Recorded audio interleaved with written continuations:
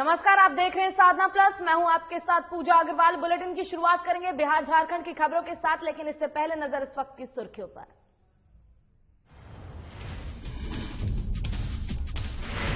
बिहार के सीएम बने नीतीश कुमार 7वीं बार। नीतीश कुमार ने ली सीएम पद की शपथ। सीएम के साथ कई मंत्रियों ने ली शपथ।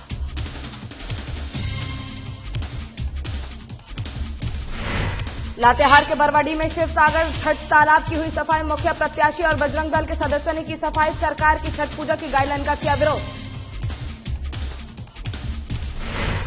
पूर्णिया में सौरा नदी घाट का किया गया निरीक्षण। जिलाधिकारी ने किया लायंस क्लब छठ का निरीक्षण। सरकार की गाइडलाइन के अनुसार छठ मनाने की कही बात।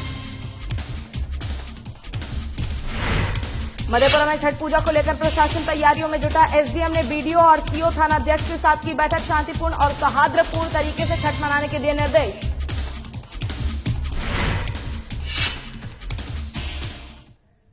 चलिए खबरों की करेंगे शुरुआत। बता दें कि बिहार में एक बार फिर से नीतीश कुमार के नेतृत्व में नई सरकार बनी है।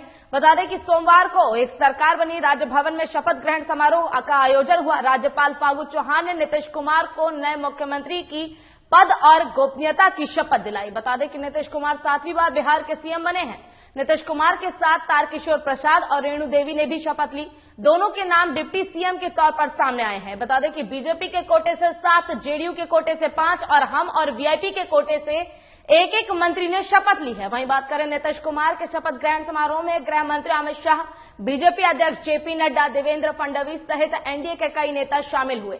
बता दें कि नीतीश के साथ 7 मंत्रियों ने पद और गोपनीयता की शपथ ली है। नीतीश के शपथ ग्रहण में जातीय संतुलन बनाने की पूरी कोशिश की गई है। बता दें कि नीतीश कैबिनेट में जातीय संतुलन का पूरा ध्यान रखा गया है। दरभंगा की जाले विधानसभा सीट से जीवेश मिश्रा, मुजफ्फरपुर की औराई सीट से विधायक रामसूरत राय, मधुबनी जिले की राजनगर सीट से विधायक रामप्रीत पासवान, आरा विधानसभा सीट से विधायक अमरेंद्र प्रताप, बेतिया से विधायक रेणु देवी, कटिहार विधानसभा से विधायक तारकिशोर प्रसाद और विधान पार्षद से मंगल पांडे मंत्री ने पद की शपथ ली है। और बता दें कि ये 7वीं बार है जब सीएम फिर से नीतीश कुमार ही बने हैं। एक बार फिर से बिहार के मुख्यमंत्री नीतीश कुमार बन गए हैं।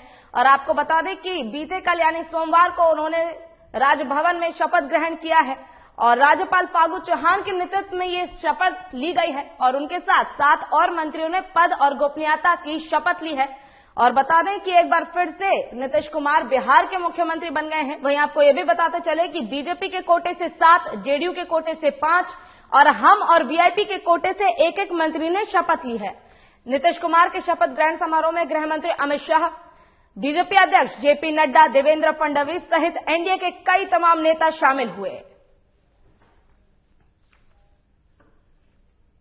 और लातेहार जिले के बरवाडी प्रखंड के सेरडी स्थित शिव सागर छठ तालाब में छठ पूजा को देखते हुए पंचायत के मुखिया प्रत्याशी बुधेश्वर सिंह और बजरंग दल के सदस्यों ने साफ सफाई की। वहीं झारखंड सरकार द्वारा कोविड-19 को लेकर छठ पूजा के गाइडलाइन का विरोध जताते हुए कहा कि छठ पूजा को लेकर सरकार द्वारा निर्देशित गाइडलाइन ठीक नहीं है।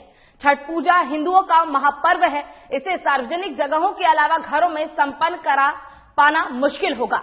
मौके पर विजय प्रसाद, प्रकाश सिंह, उजाला प्रसाद, विशाल कुमार, विकू सिंह, हरेंद्र राम प्रकाश गुप्ता, सौरभ जोशी, अरविंद सहित कई लोग मौजूद रहे।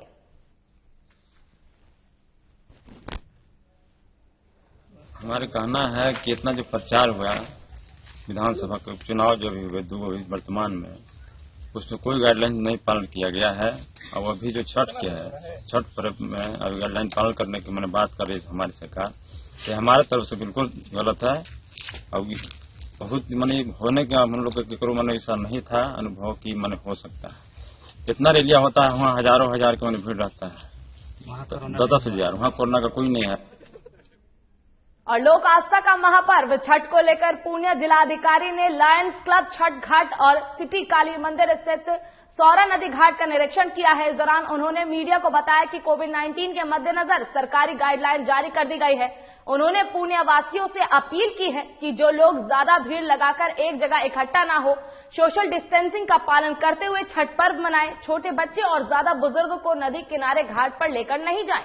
इसके अलावा उन्होंने कहा कि नगर निगम क्षेत्र में जो घाट है उन सब घाटों पर पूर्ण रूप से तैयारियां की जा रही है।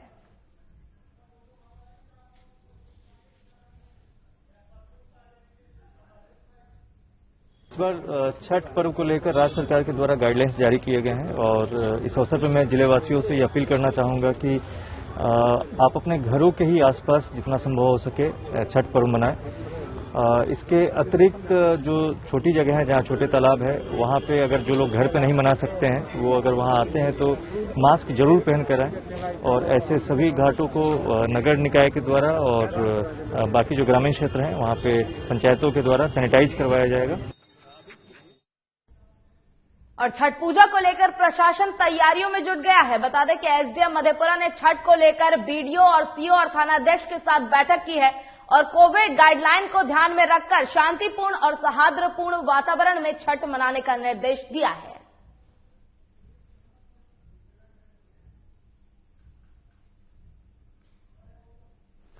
बता दें कि छठ पूजा को लेकर प्रशासन ने पूरी तैयारियां कर ली है। बता दें मधेपुरा प्रशासन ने सारी तैयारियां कर ली हैं छठ पूजा को लेकर। ऐसे में एसडीएम ने मधेपुरा के छठ को लेकर बीडीओ और सीओ के साथ बैठक की है जिसमें थाना अध्यक्ष भी शामिल हुए।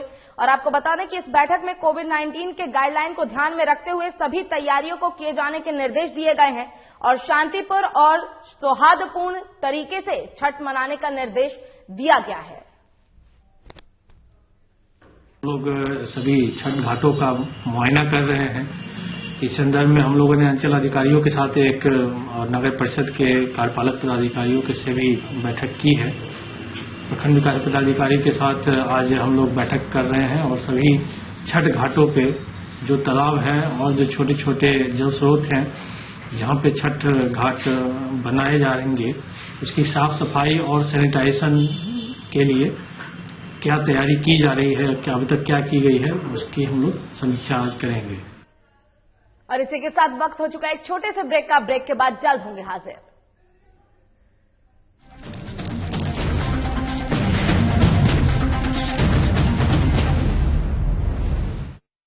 दीपावली और छठ की मेरी तरफ से ढेर सारी शुभकामनाएं झारखंड वासियों को और देशवासियों को।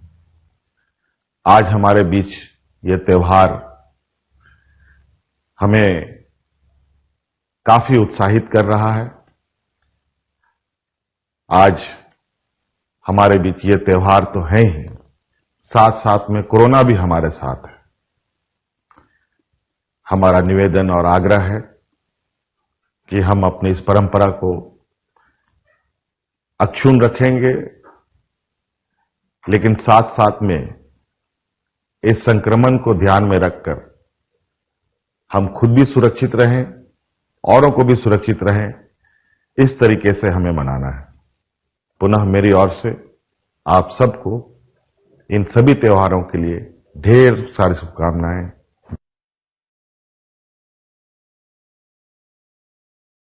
दीपावली और छठ की मेरी तरफ से ढेर सारी शुभकामनाएं झारखंड वासियों को और देशवासियों को। आज हमारे बीच ये त्योहार हमें काफी उत्साहित कर रहा है। आज हमारे बीच ये त्योहार तो है ही, साथ साथ में कोरोना भी हमारे साथ है। हमारा निवेदन और आग्रह है कि हम अपनी इस परंपरा को अक्षुण्ण रखेंगे, लेकिन साथ साथ में इस संक्रमण को ध्यान में रखकर हम खुद भी सुरक्षित रहें, औरों को भी सुरक्षित रहें, इस तरीके से हमें मनाना है। पुनः मेरी ओर से आप सबको इन सभी त्योहारों के लिए ढेर सारी शुभकामनाएं।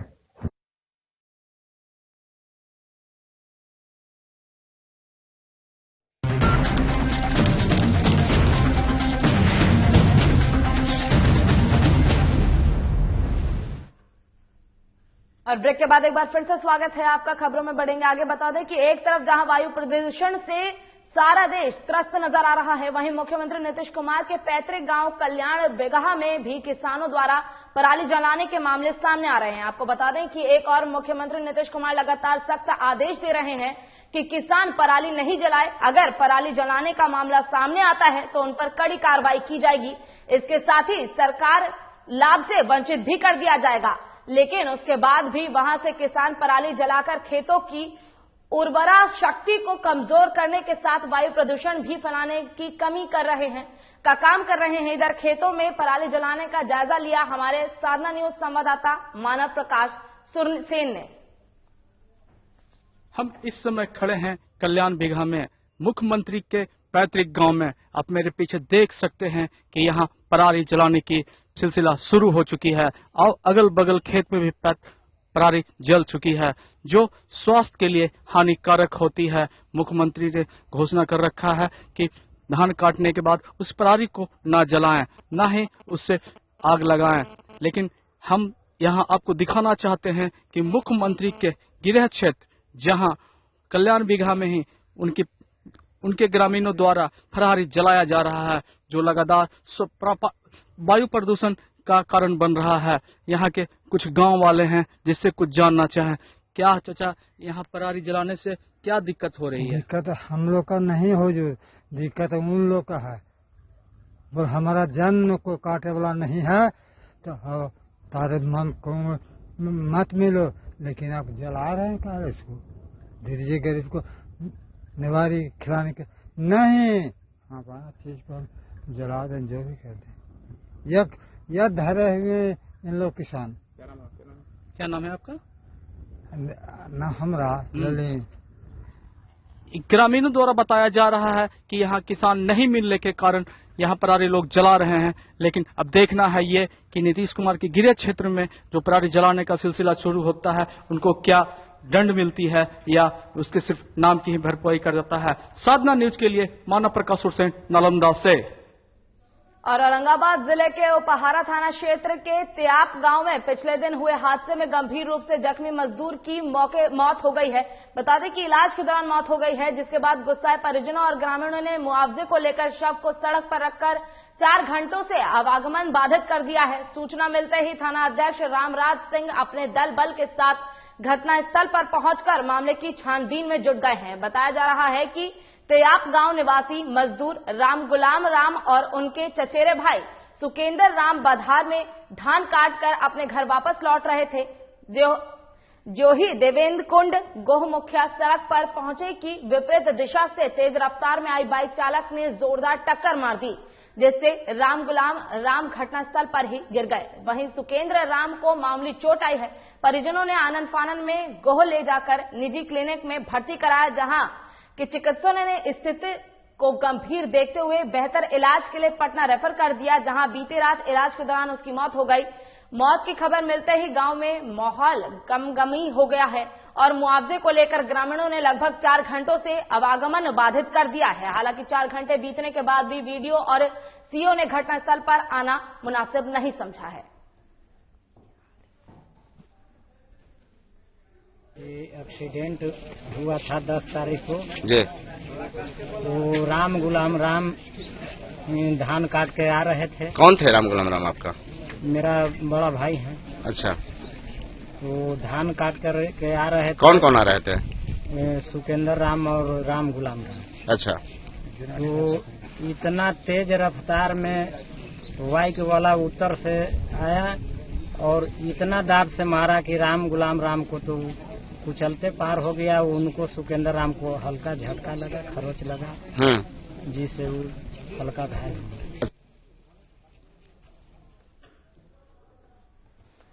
बता दें कि औरंगाबाद जिले के उपहार थाना क्षेत्र के तोयाप गांव में पिछले दिन हुए हादसे में गंभीर रूप से जख्मी मजदूर की मौत इलाज के दौरान हो गई है, जिसके बाद गुस्साए परिजनों और ग्रामीणों ने मुआवजे को लेकर शव को सड़क पर रखकर 4 घंटों से आवागमन बाधित कर दिया है। सूचना मिलते ही थाना अध्यक्ष रामराज सिंह अपने दल बल के साथ घटनास्थल पर पहुंच गए हैं और मामले की छानबीन कर रहे हैं। बताया जा रहा है कि त्याप गांव निवासी मजदूर राम गुलाम राम और उनके चचेरे भाई सुकेंद्र राम बाधार में धान काट अपने घर वापस लौट रहे थे कि ऐसे ही सामने से आई तेज रफ्तार बाइक चालक ने जोरदार टक्कर मार दी, जिससे राम गुलाम राम घटनास्थल पर ही गिर गए।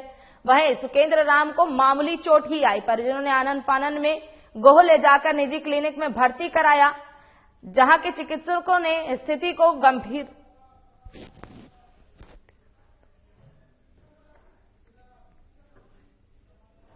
और इसी पर अधिक जानकारी के साथ हमारे संवाददाता दीनानाथ जुड़ गए हैं। दीनानाथ, सबसे पहले तो आपसे जानना चाहेंगे कि आखिर पूरा मामला क्या है।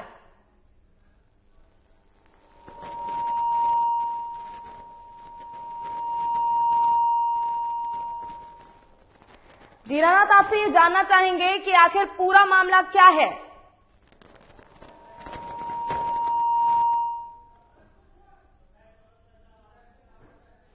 और आपको बता दें कि औरंगाबाद जिले के उपहार थाना क्षेत्र में यह बड़ी दुर्घटना घटी है।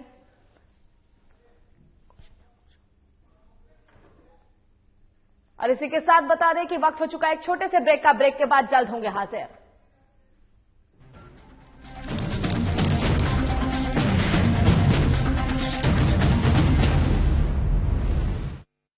दीपावली और छठ की मेरी तरफ से ढेर सारी शुभकामनाएं झारखंड वासियों को और देशवासियों को।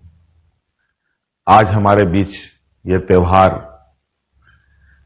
हमें काफी उत्साहित कर रहा है। आज हमारे बीच ये त्योहार तो है ही, साथ साथ में कोरोना भी हमारे साथ है। हमारा निवेदन और आग्रह है कि हम अपनी इस परंपरा को अक्षुण्ण रखेंगे, लेकिन साथ साथ में इस संक्रमण को ध्यान में रखकर हम खुद भी सुरक्षित रहें, औरों को भी सुरक्षित रहें, इस तरीके से हमें मनाना है। पुनः मेरी ओर से आप सबको इन सभी त्योहारों के लिए ढेर सारी शुभकामनाएं।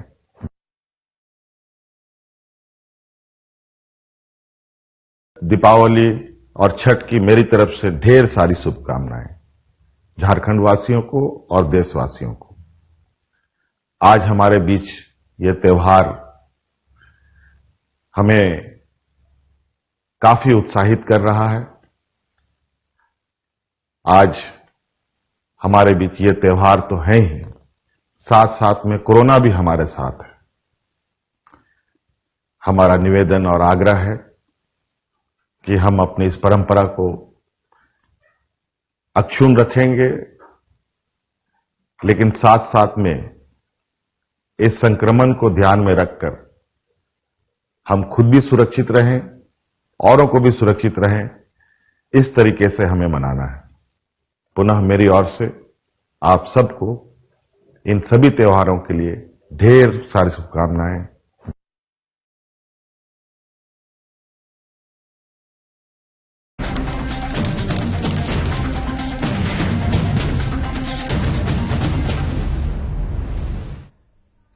और ब्रेक के बाद एक बार फिर से स्वागत है आपका। खबरों में बढ़ेंगे आगे। बता दें कि एक बड़ी खबर हमारे पास रांची से आ रही है, जहां डिब्डी पुल के पास एक कटा हुआ सर मिला है। बता दें कि कटा हुआ सर मिलने से शहर में सनसनी का माहौल है और स्थानीय लोगों ने पुलिस को जानकारी दे दी है।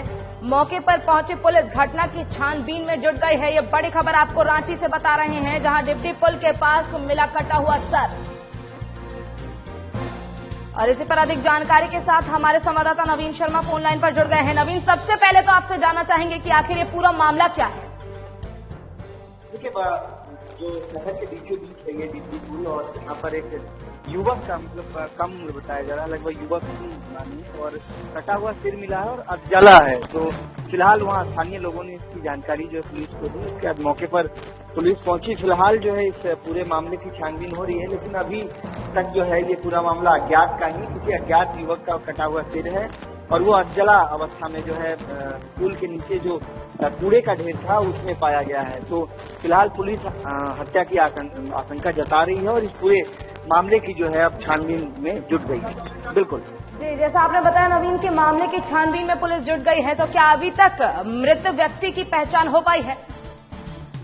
अभी मृत व्यक्ति की कोई पहचान नहीं हो पाई है। वो कटा हुआ सिर है। फिलहाल पुलिस जो है मौके पर पहुंची है। अब जो कटा हुआ सिर है उसे जब करते हुए और बाकायदा फिर इसके लिए जो है जो फॉरेंसिक जांच वगैरह है, फॉरेंसिक जांच के लिए उसे भेजा जाएगा, क्योंकि चेहरा जो है वो जल चुका है। और निश्चित तौर पे जिस तरीके से शहर के बीचों बीच जिस तरीके की घटना सामने आई है, तो शहर में एक सनसनी का भी माहौल है। और राजधानी में अगर इस तरह की घटना देखने को मिलती है तो लोगों के बीच निश्चित तौर पे खौफ का माहौल है। मैं एक बात और बता दूं आपको, जो ये पुल है डिप्टी पुल, क्योंकि अभी बारिश का मौसम नहीं है, पानी बहुत ज्यादा है नहीं, तो इसकी भी आशंका नहीं है कि वो कहीं से बह करके आया होगा। तो निश्चित तौर पे ये या तो फेंका गया होगा जहां तक आशंका है, या फिर जो है बोरा वगैरह में जो है डाल करके उसे फेंका गया। हालांकि धड़ से अलग है, तो अब ये देखने वाली बात होगी कि चूंकि अब पूरा जांच जो है फॉरेंसिक चीजों पर डिपेंड होगा। दूसरी बात की, अभी हाल के समय में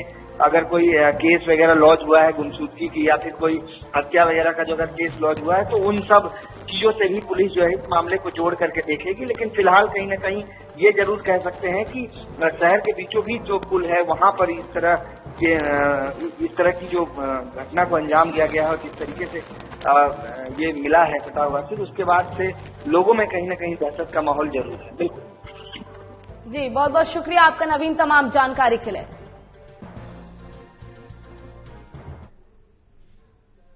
चलिए इसी के साथ खबरों में बढ़ेंगे आगे। बता दें कि लातेहार जिले के बालूमाथ प्रखंड के सामाजिक कार्यकर्ता नरेश लोहरा के नेतृत्व में बालूमाथ प्रखंड के अलग अलग छठ घाटों का निरीक्षण किया गया। इस दौरान बालूमाथ स्थित बड़ा छठ तालाब, झरीवा टोला छठ तालाब, बड़का बालूमाथ छठ तालाब की साफ सफाई की गई। सफाई कार्य के दौरान कई ग्रामीण भी मौजूद रहे।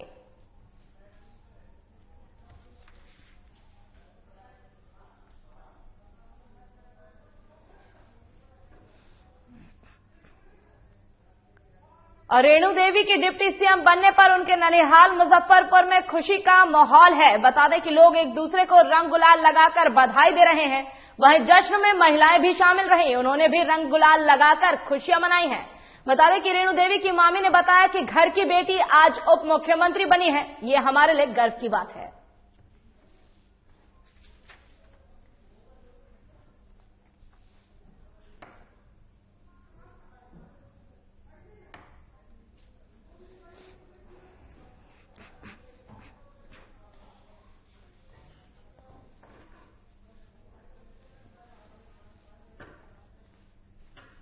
और इस वक्त की बड़ी खबर हमारे पास रांची से आ रही है, जहां एक युवक की हत्या कर दी गई है। ये बड़ी खबर आपको रांची से बता रहे हैं, जहां पोदांग ओपी क्षेत्र में युवक की हत्या कर दी गई है। हाथ पैर बांधकर शव तालाब से बरामद किया गया है। टंडवा का रहने वाला मृतक विकास भुइया है। और बता दें कि विकास भुइया रांची में मजदूरी का काम करता था। ओपी प्रभारी घटनास्थल पर मौजूद हैं। पुलिस ने पोस्टमार्टम के लिए शव को भेज दिया है। ये बड़ी खबर आपको रांची से बता रहे हैं, जहां पोदांग ओपी क्षेत्र में युवक की हत्या की गई है। हाथ पैर बांध शव तालाब से बरामद किया गया है। इसका मतलब कि शव के हाथ पैर बंधे हुए हैं और तालाब से शव को बरामद किया गया है, जिसके बाद अब शव को पोस्टमार्टम के लिए भेज दिया गया है। और घटनास्थल पर प्रशासन मौजूद है और आगे की कार्रवाई की जा रही है। आपको बता दें कि टंडवा का रहने वाला मृतक विकास भुइया है। विकास भुइया रांची में मजदूरी का काम करता था।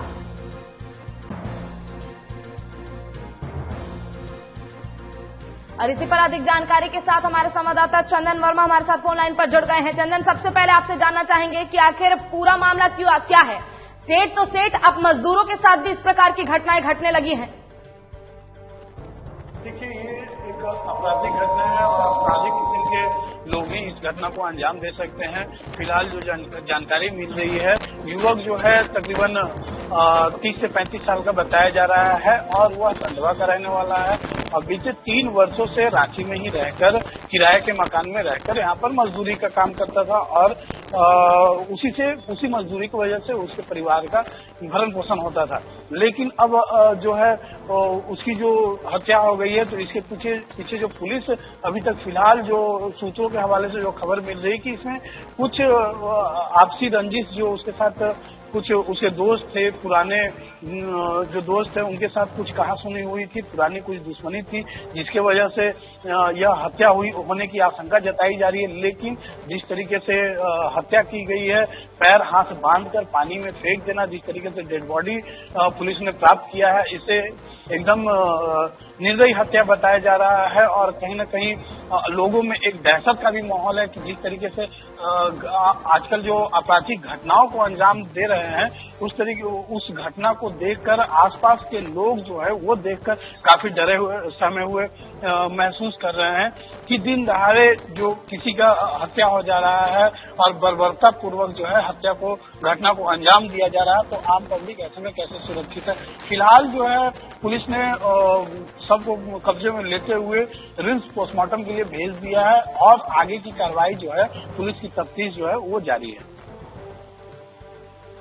मजदूर बाहर रह रहा था, अपनी मेहनत से परिवार चला रहा था, तो ऐसे में क्या प्रशासन की तरफ से आप परिजनों को कोई सहायता दी जाएगी?